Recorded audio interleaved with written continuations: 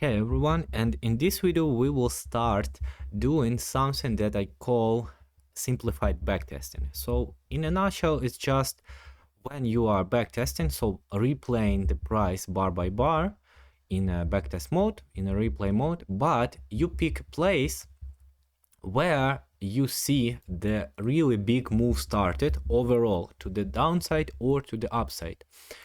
However, this move should include a lot of other moves against your main direction, so something like this, and it should not be zoomed out like this. So picking up this place and telling, okay, now I will use this leg for my simplified backtesting, and simplified backtesting is just backtesting in one direction. So you pick a place where you know that overall the market is moving up, down, and then start backtesting it in this way. So this would be a mistake because this is just nothing. Even if you're trading on 1 minute, you need to pick a big leg. So like this, so almost how much? Almost 2 years, yeah, something like this. Or you can start with this leg. So in this case, we will start with this down leg that basically started from here. So let's start from here. And we will use something that we were discussing in this basic trading course for beginners. We will look for shifts of structure on our higher time frame. We will look for a tap in a zone and then find confirmation on lower time frames. We will use only 2 layers, so higher time frame and lower time frame.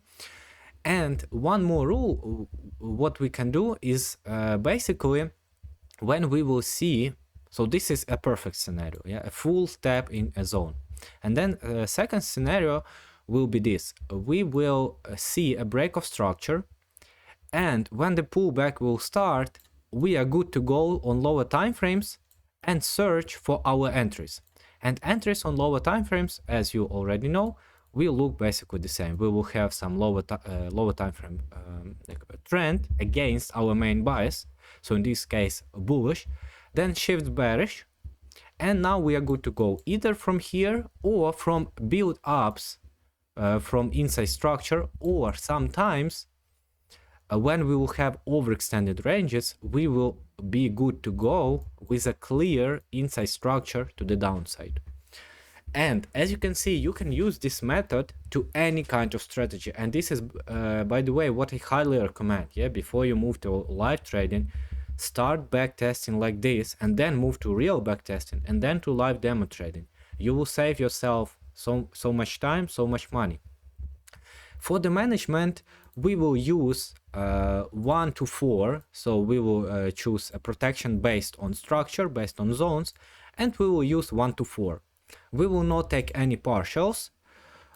We will just go break even either with a break of a new structure on lower time frames, or basically around 1.5 to R, we will move to break even.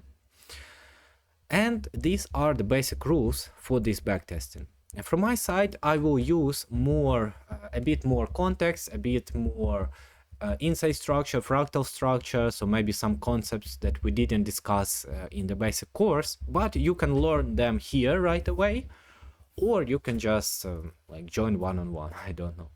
But overall, I will try to apply exactly what we learned here.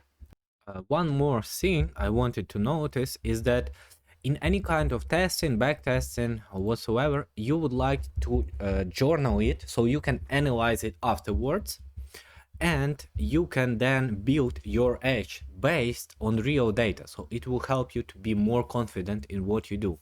So I use this kind of journals in Notion, but it can be any form.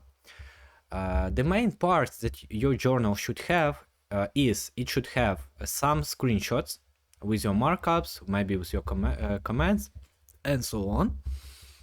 And then the most important data is how much profit you had from a trade and how much it ran afterwards.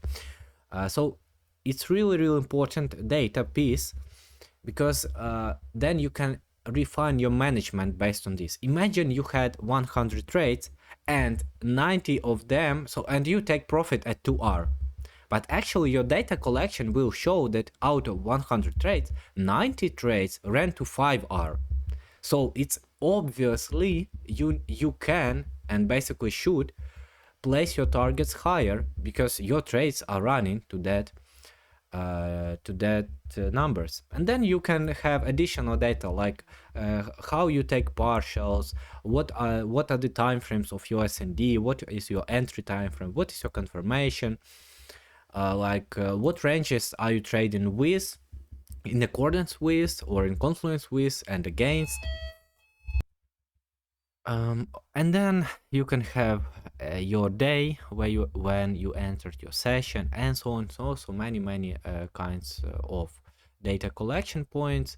But most importantly, as I said, you should have some screenshots, some profit data, and how much the trade ran. Basically, that's all. So on this backtesting, since we are using only 2 time frames, every trade will have two